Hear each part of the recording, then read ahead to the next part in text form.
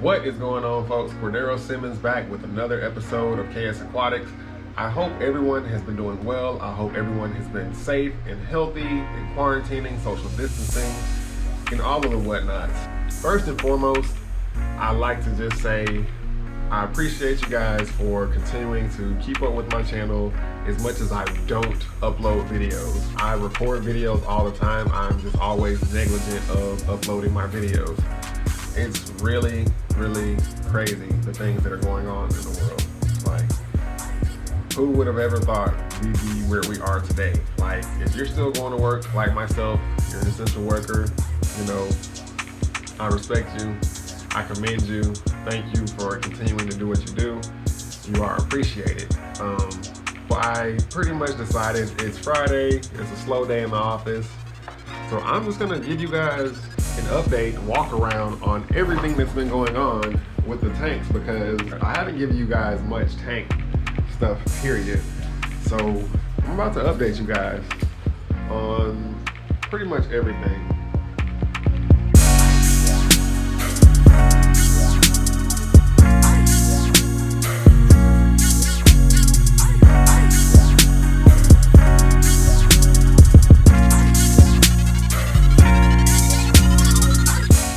Okay, one of the biggest things I left out of KS Aquatics channel in the beginning was this 125 gallon tank. This thing has probably been set up for about, how many months, Emmanuel? Ooh, it was set up in December.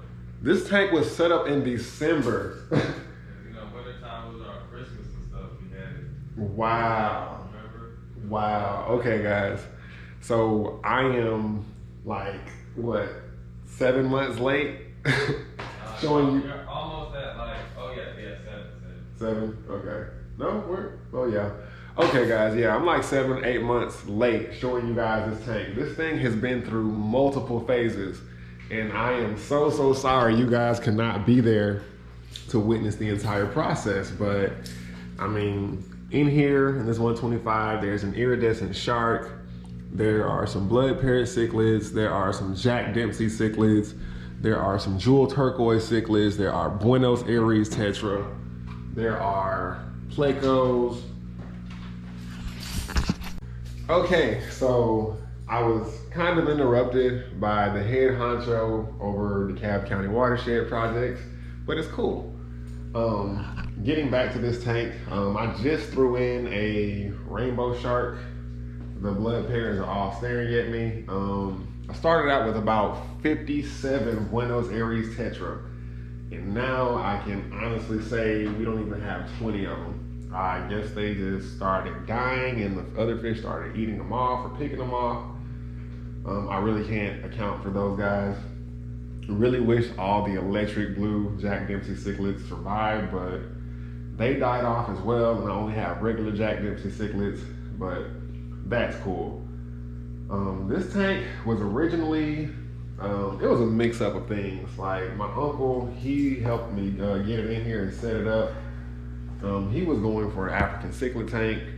It would have been cool had we had enough African cichlids that had some nice colors on them, but by me only having like 8 of them, it didn't turn out too well. They were picking on other fish. You really can't have anything else with African cichlid fish, nor any plants.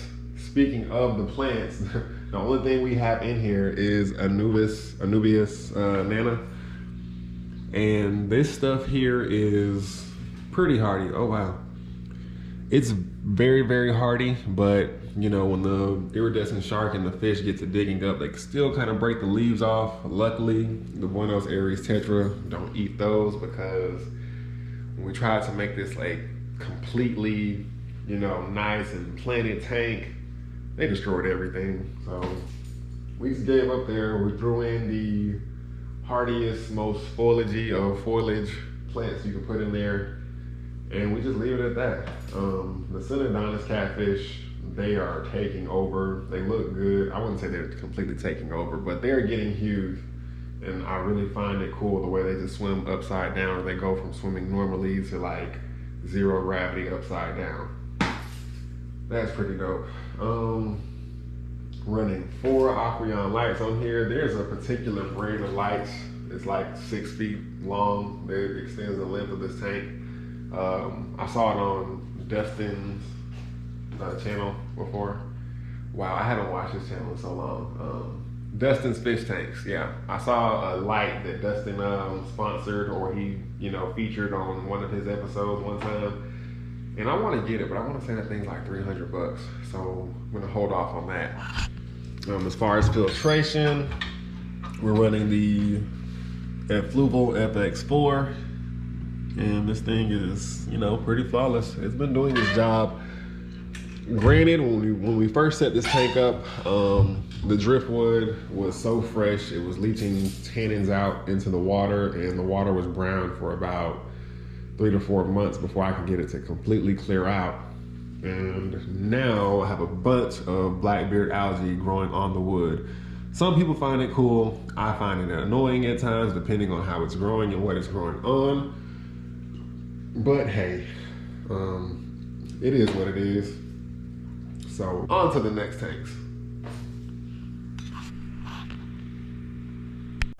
Okay, so now I am switching completely over to using my phone to record simply so I can focus and zoom and get all of that. These are my quarantiners. I am holding fish for my little cousin right now. He is in the process of moving. Granted, I did take some of the fish out and kind of disperse them around the tanks. Like, I took one of those rainbow sharks and put him in here and put the other one in the tank up front. I put his dwarf gourami in this tank here.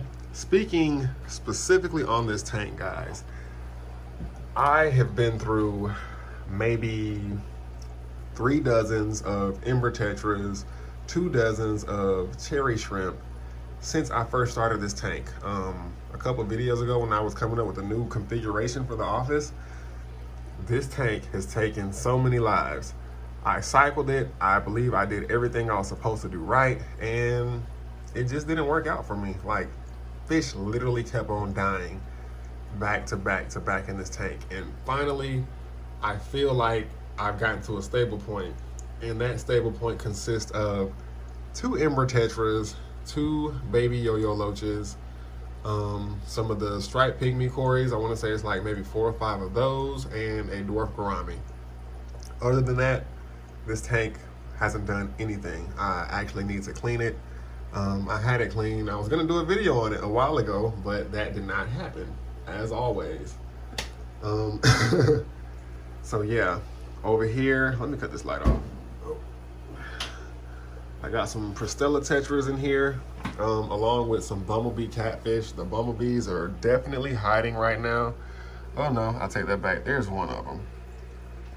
I don't know if you can see that little guy right there. But yep, that's just one of them. I want to say there are about 5 of them in here, but they're really, really good hiders and burrowers, I should say, when they find an object to get up underneath. This tank is pretty simple. This was the original 20 long that was in my office at the start of everything. That's why that old school diving helmet is still in there. But I can't think of anything else I want to do with this tank in particular.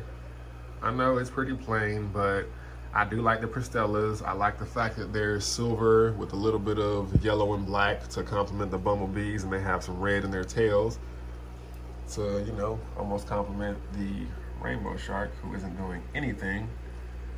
But I promise you guys, he's fine. He just chills. For some reason, the bigger fish in this tank always are like hiding, chilling out at the bottom, while the schooling / shoaling fish are getting all the action.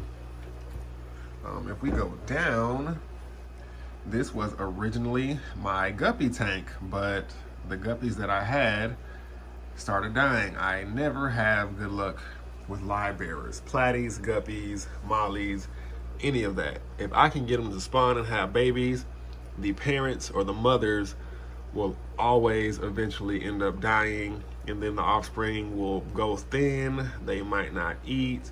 I'll give them, the general care treatment. I'll use herb tana. I'll pretty much try everything you're supposed to do in the beginning of a fish's life to ensure that it has a great quality immune system.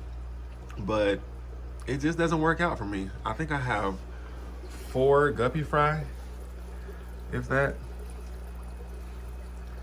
That's it, guys. The mom died. I want to say they're like maybe 5 spotted Cory in here. And that's it. I just haven't had any luck. I know other people, they get guppies and they say we can't get them to stop producing babies, but that's just not the case with me. Even, you know, their longevity and them living just isn't all that well. I put calcium in here. I put Cuddle Bone in here to raise the calcium. I raise the temperature. I do frequent water changes. I added plants to the tank, and it just, you know, doesn't work out for me. So if anybody has any tips there, please let me know. Last but not least, panning over, we have our big boy Bowser, the star of the show. What's up, man? Hey. No, you can't eat me. What's up, dude?